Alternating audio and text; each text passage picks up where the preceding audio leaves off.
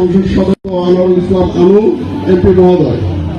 সিংড়ায় যথাযোগ্য মর্যাদা ও ভাবগম্ভীর পরিবেশে মহান শহীদ দিবস ও আন্তর্জাতিক মাতৃভাষা দিবস উদযাপিত হয়েছে। শুক্রবার ২১শে ফেব্রুয়ারি দিবাগত রাত ১২টা ১ মিনিটে ২১-এর প্রথম প্রহরে পৌর শহরের কোর্ট মাঠ কেন্দ্রীয় শহীদ মিনারে পুষ্পস্তবক অর্পণের মধ্য দিয়ে দিবসের কর্মসূচি শুরু হয়। গভীর শ্রদ্ধা ও নীরবতার আবহে সর্বস্তরের মানুষ শহীদ মিনারে সমবেত হয়ে বাংলা ভাষার জন্য আত্মদানকারী বীর সন্তানদের প্রতি বিনম্র শ্রদ্ধা নিবেদন করেন।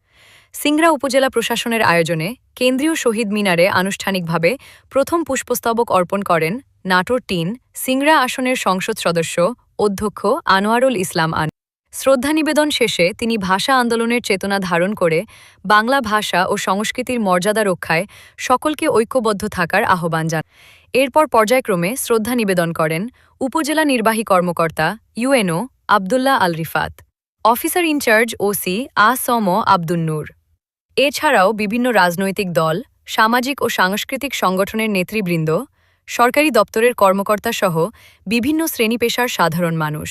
পুষ্পস্তবক অর্পণ শেষে শহীদদের স্মরণে কিছুক্ষণ নীরবতা পালন করা হয়। ভোরে বিভিন্ন শিক্ষা প্রতিষ্ঠানে জাতীয় পতাকা অর্ধনমিত রাখা এবং প্রভাত ফেরির আয়োজন করা হয়েছে।